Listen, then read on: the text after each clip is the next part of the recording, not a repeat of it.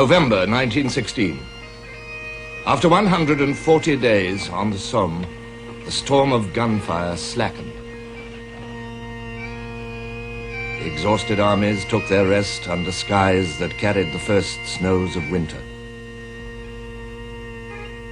1.25 million Europeans had been killed or maimed or had disappeared in the shell-drenched uplands above the Somme. The whole area had become an enormous graveyard at which 3 great nations mourned. Field Marshal von Hindenburg expressed their grief. Over everyone hovered the fearful spectre of this battlefield, which for desolation and horror seemed to be even worse than that of Verdun. The millions of shell holes filled with water, or became mere cemeteries. Neither of the contending parties knew the exaltation of victory. Neither of the contending parties knew the exaltation of victory. This was true of more than the Somme. It was true of the whole war. Nowhere on the vast perimeter of the war, on the Eastern Front, in Italy, in the Balkans, had the battles of 1916 brought a decision. As the wounded came home and the third winter of war closed in, a chill gripped the hearts of all the belligerents.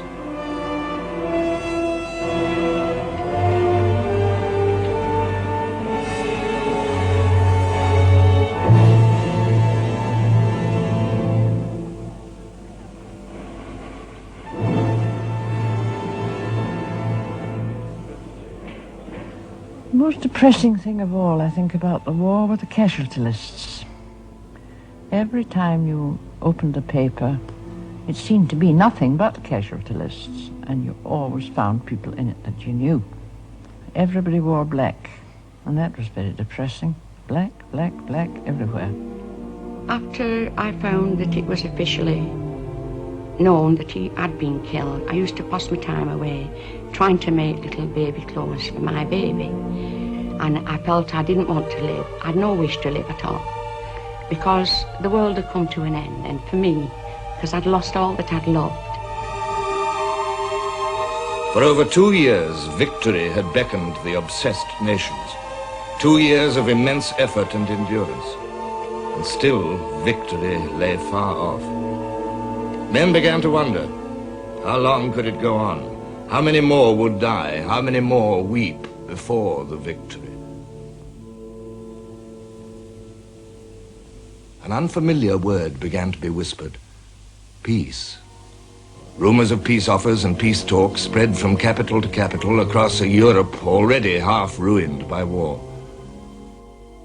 Berlin. Excepting the very wealthy and those who have stored quantities of food, every German is undernourished. A great many people are starving. Vienna. War weariness is growing, and the longing for peace is greater every day. Rome. There are already in Italy symptoms of war weariness and discontent. It would be wrong to pretend that there exists here a grim determination. Petrograd. The losses which Russia has suffered in this war are so colossal that the whole country is in mourning. The impression seems to be gaining ground that it is useless going on. Paris. Full realization of the horrors of war is kept alive by the thousands of women in mourning, the number of buildings converted into hospitals, the continual appearance of crippled soldiers, and the marching of troops bound for battle lines. In October, Mr. Asquith, the British Prime Minister, asked his cabinet colleagues to consider what acceptable peace terms might be demanded from Germany. In answer to Asquith's inquiry, Lord Lansdowne asked a different and searching question. No one for a moment believes we are going to lose the war. But what is our chance of winning it? Many of us must of late have asked ourselves how this war is ever to be brought to an end. To many of us it seems as if the prospect of a knockout was, to say the least, remote. Our own casualties already amount to over 1,100,000. We have had 15,000 officers killed, not including those that are missing. We are slowly but surely killing off the best of the male population of these islands. In the matter of manpower, we are nearing the end of our tether. The last report of the Manpower Distribution Board seems to sound a grave note of warning. The unexhausted supply of men is now very restricted, and the numbers available can only be added to by a still further depletion of industry. The army recruiting staff used every appeal and argument in its armory to persuade enough men to join the colours, but in vain. By the end of 1915, the great surge of volunteers was drying up. In January 1916, to meet the army's demands for fresh men, the government reluctantly introduced conscription for single men between 18 and 41. Only a noisy minority protested against the Military Service Act instead of the mass resistance throughout the country, feared by some members of the government. In May, conscription was extended to married men as well. The results were disappointing. There were 3,400,000 Britons of military age, but no fewer than 2,600,000 of them were in reserved occupations.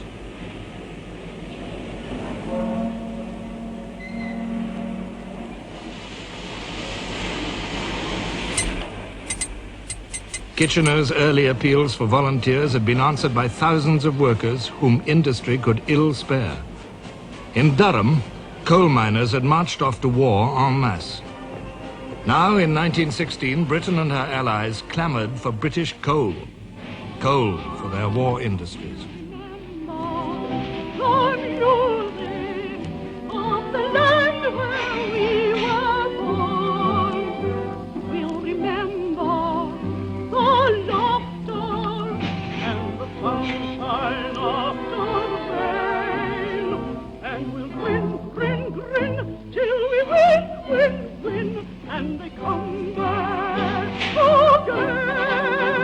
The President of the Board of Trade paints the picture in gloomy colors and anticipates a complete breakdown in shipping. The submarine difficulty is becoming acute.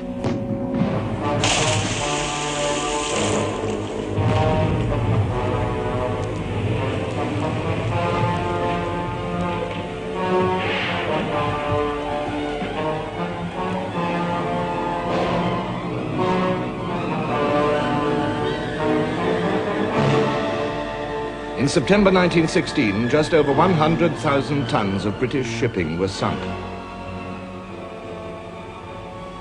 By December, the monthly figure had risen to more than 180,000 tons.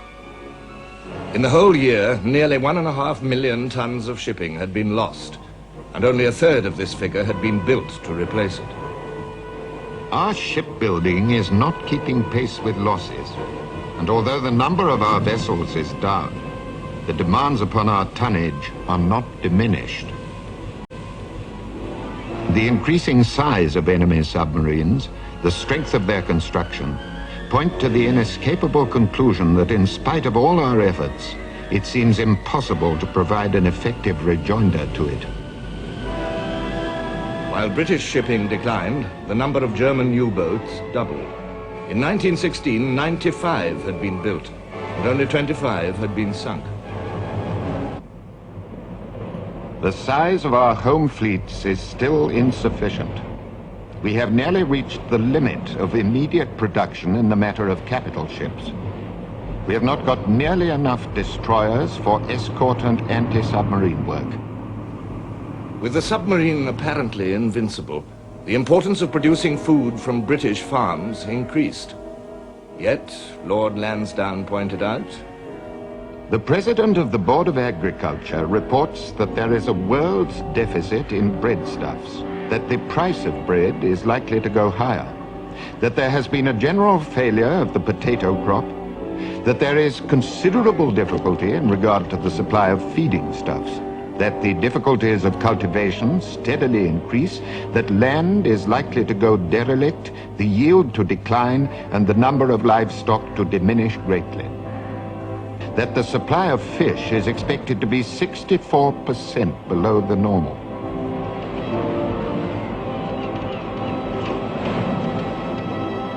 The financial burden which we have already accumulated is almost incalculable. We are adding to it at the rate of over £5 million per day. Generations will have to come and go before the country recovers from the financial ruin and the destruction of the means of production which are taking place. All this it is no doubt our duty to bear, but only if it can be shown that the sacrifice will have its reward. The responsibility of those who needlessly prolong such a war is not less than that of those who needlessly provoke it. Lansdowne's memorandum was a secret document, but reports in every newspaper in 1916 hinted unmistakably at failure, disappointment, at sacrifice without reward. On Easter Sunday, revolution exploded in the graceful streets of Dublin, centre of English rule in Ireland since the Middle Ages. 1,500 men of the Sinn Féin party seized the General Post Office building, turned it into a stronghold, and proclaimed a Republic of Ireland. In 2 days, British troops crushed the rebellion with ruthless force. An uneasy tranquility was restored. The citizens of Dublin came out of shelter and wandered round their city, surveying the wreckage with a kind of bewildered unbelief. The rising had been the work of extremists, men like those who had killed the Archduke Ferdinand at Sarajevo. Moderate Irishmen stood aside. Thousands of Irish soldiers were fighting as volunteers in the British Army. The British took this for granted, but they saw the Easter Rebellion as treachery, at a moment when the United Kingdom was battling for its very life. In the next 10 days, tension grew afresh in Ireland as the British executed 15 of the captured rebel leaders. Every shot resounded across Ireland, across the Atlantic Ocean, to the Irishmen in America.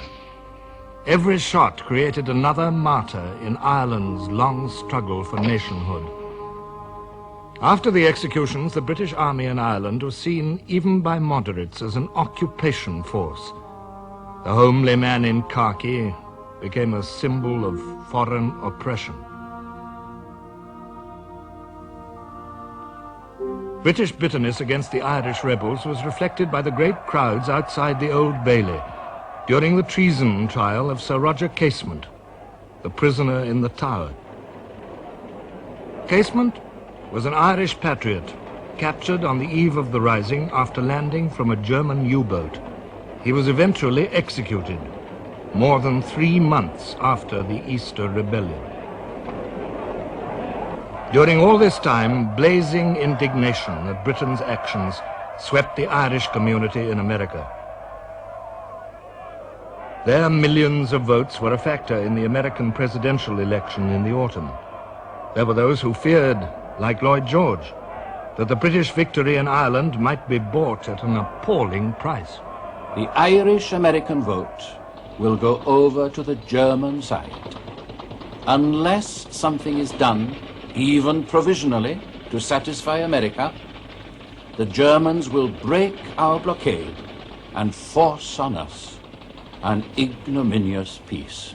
Lloyd George proposed immediate home rule, but the blood of the martyrs prevented any peaceful solution in Ireland. The extremists did not want compromise. They wanted total and unconditional victory. Every belligerent sought that elusive prize. On June the 3rd, the most discouraging news of the war glared from the headlines of British newspapers.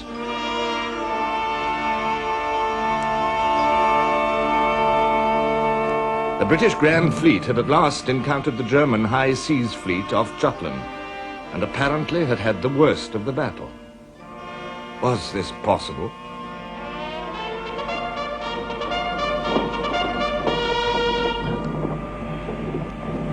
They fired the first shot, and it went just over the Princess Royal, about 50 yards. I said at the director gunner, I says, "Cool, that was a good shot, wasn't it?" I says, he says, "Yeah, it was." So it evidently had got a good range. The battle cruiser Indefatigable was the first to blow up because of a flash down into the magazine from a German shell. It was a terrific explosion. The guns went up in the air just like matchsticks, 12-inch guns they were. And she began to settle down. And without half a minute, she was gone.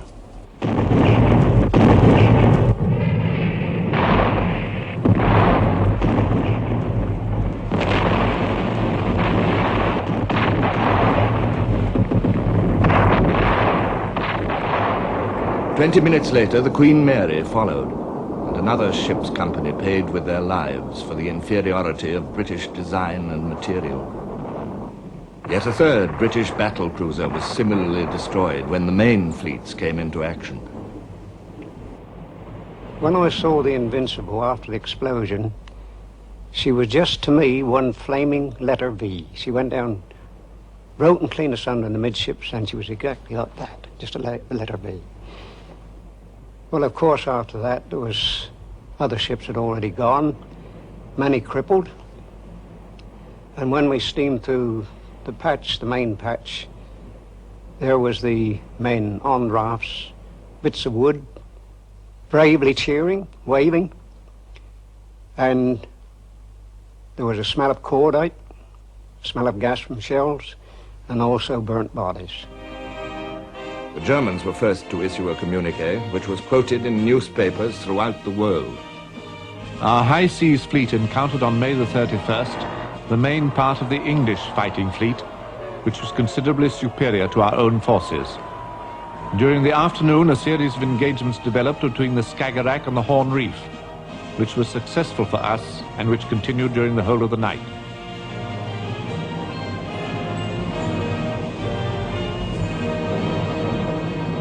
The British communique did not state whether the Admiralty considered the Battle of Jutland a victory or a defeat. The newspapers drew the inevitable conclusion. The Times said, "It is clear that we have suffered the heaviest damage at sea we have met during the war."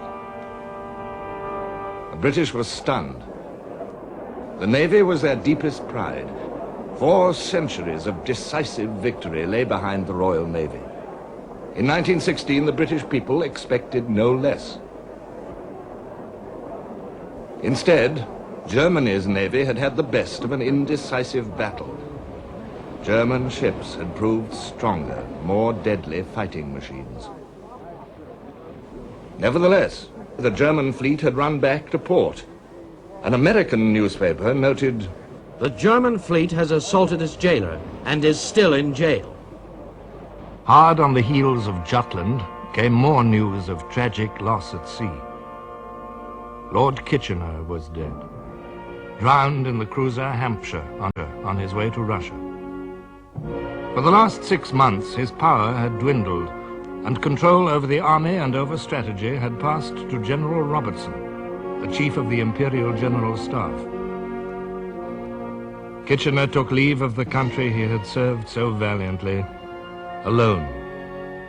Lloyd George was to have been Kitchener's fellow passenger to Russia in the Hampshire, but the aftermath of the Irish Rebellion had taken him to Dublin instead. Kitchener's memorial service was attended by vast crowds, stunned at the news of his death. To them, he had still been a man with the power of magic, a titanic figure who had led and protected them amid the furies of this struggle.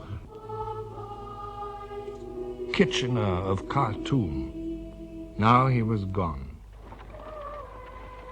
The Irish Rebellion, Jutland, Kitchener, and the Somme. A year that had begun so bright with hope was growing old in loss and sadness.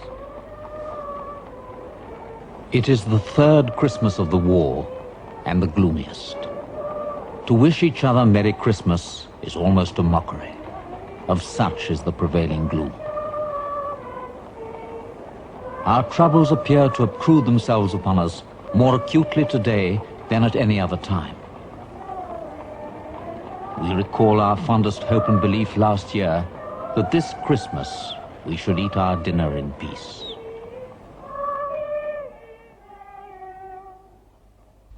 For Germany, too, 1916 was closing in gloom. For the first time since 1914, her armies had won few resounding victories for the fatherland to celebrate. Germany had suffered nearly 1.5 million casualties in 1 year, fighting against growing odds in the West, in the Balkans, and in the East. Once again, that summer, her brittle ally Austria had broken before a Russian onslaught. The worst crisis that the Eastern Front had ever known now began. For this time there was no victorious German army standing by ready to save.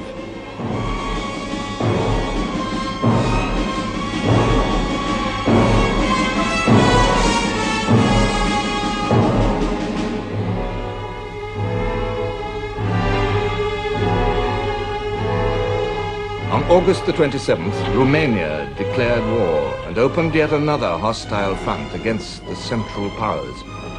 Germany's enemies had at last thrown their full weight against her with simultaneous violence.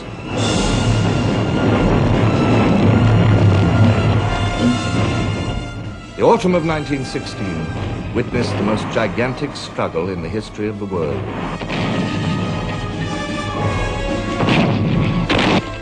Nearly 14 million Allied soldiers against the 9 millions of Germany and her allies. The German army held on everywhere, but it was profoundly shaken. As early as September, the Germans had begun to build a new line of defenses far behind their front on the Somme, deeper and more powerful than before, the Hindenburg Line. Hindenburg told his officers, "We must save the men from a second Somme battle."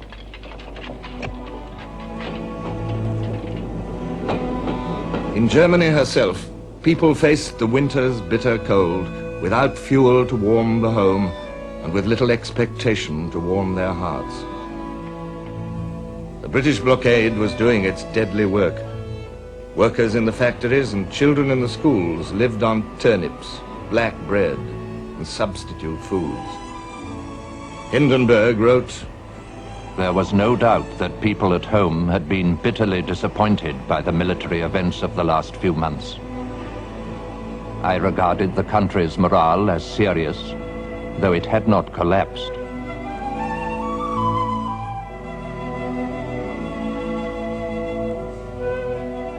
Victory seemed a long way away from Germany now.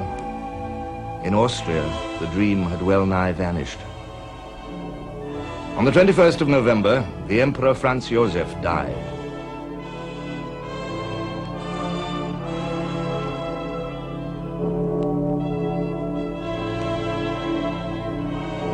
And Habsburg pomp and pride seemed to be buried with him. Now his whole empire lay slowly dying, victim of the monstrous violence it had done so much to provoke.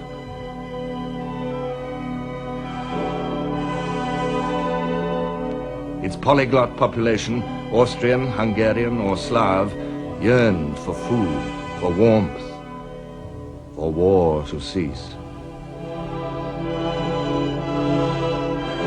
With the venerable white-haired emperor, a large part of the national consciousness of the conglomerate empire sank forever into the grave. Austrian political leaders made no secret that she could not stand any further burdens in the way of military and political failures.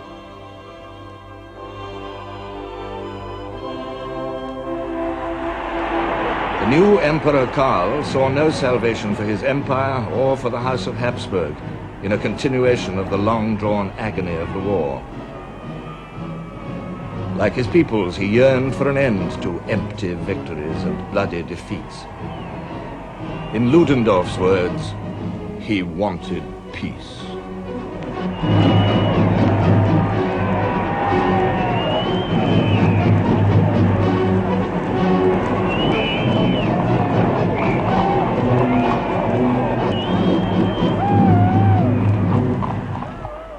The Russian Empire, too, was dying. A dynasty that had ruled for 300 years was collapsing like a ruined monument under the blows of modern war. The last hopes, the last energies of the loyal soldiers and brave officers of Holy Russia had been poured into Brusilov's summer offensive.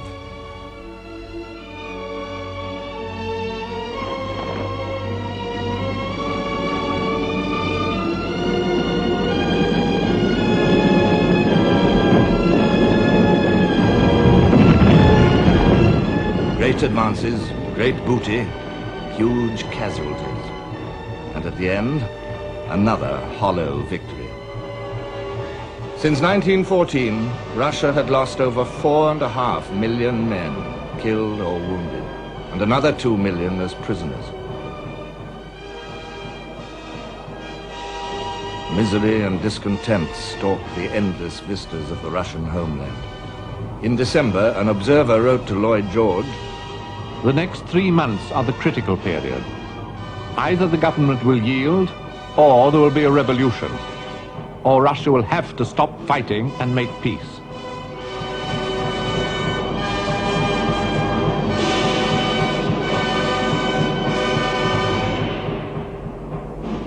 In France, the dying year brought the same bleak tally.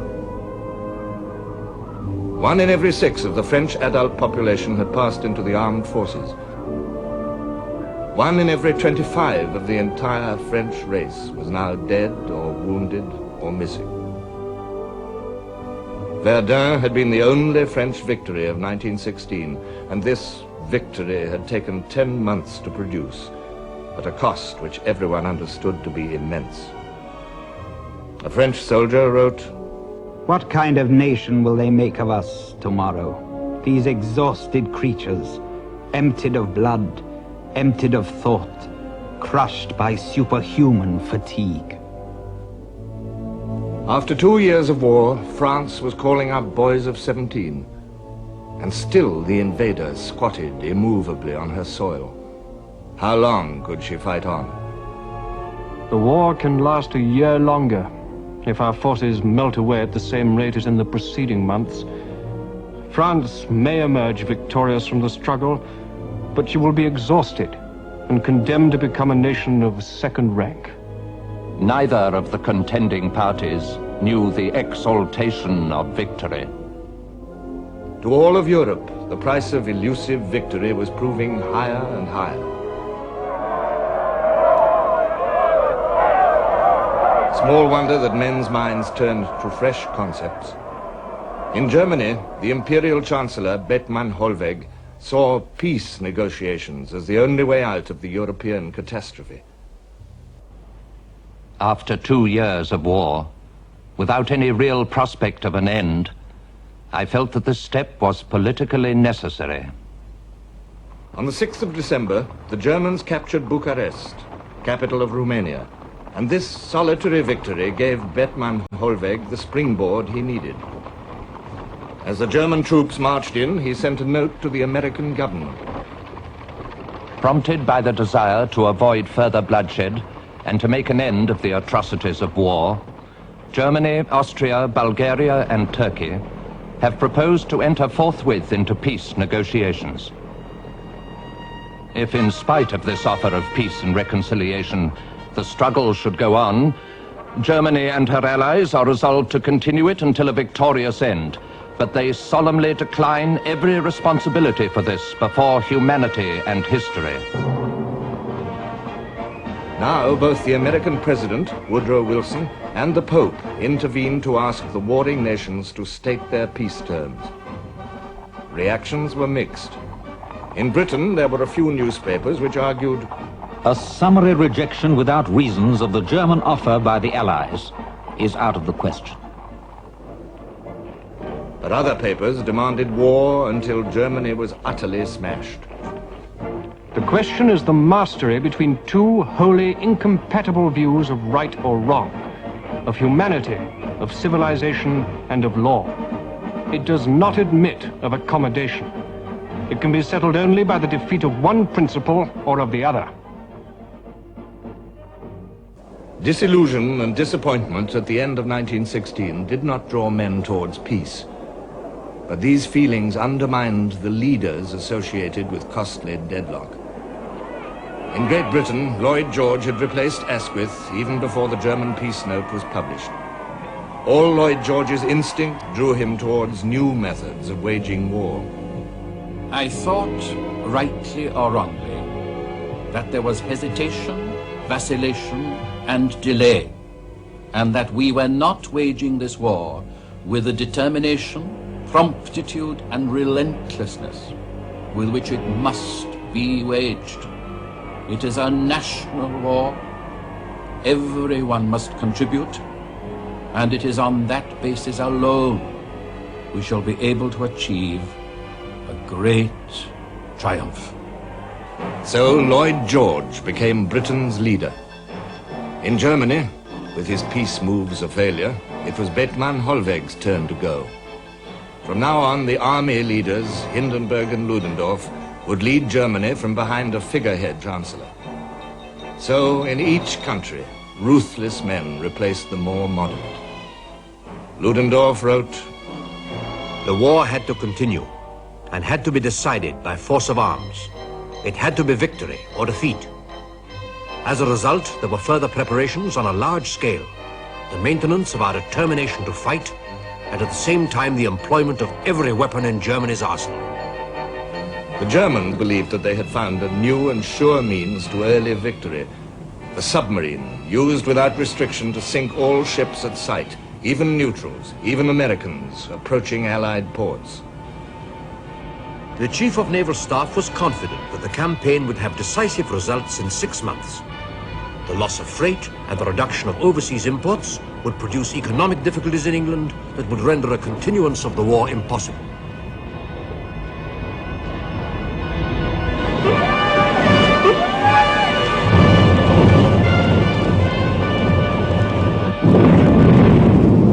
Lloyd George recognized the force of this threat.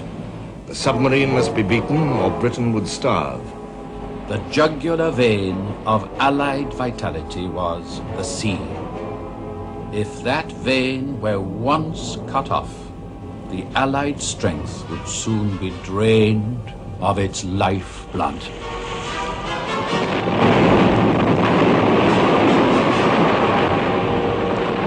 Lloyd George pressed the convoy system on a reluctant admiralty which believed it couldn't work. The larger target offered by a convoy was no more vulnerable than each single ship would have been. A submarine was unable to count on firing more than a single shot, as it was at once attacked by the escorts and the guns of the convoyed vessels.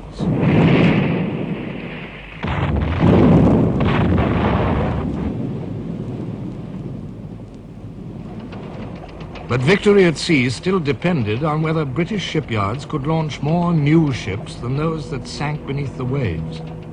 The shipyard workers were exhorted to speed construction.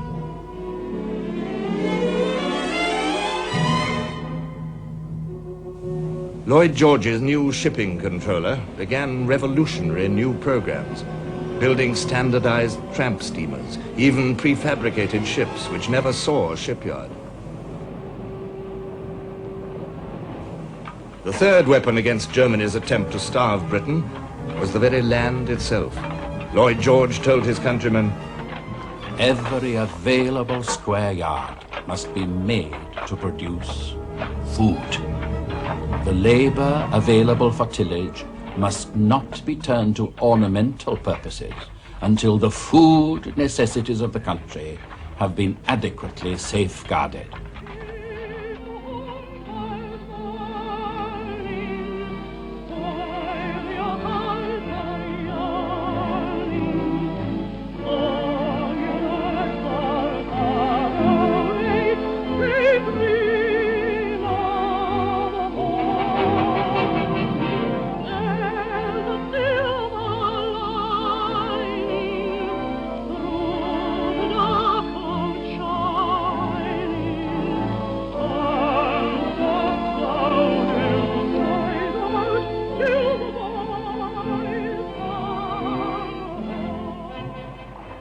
Even the lakes in the royal parks became freshwater fisheries in the drive for food.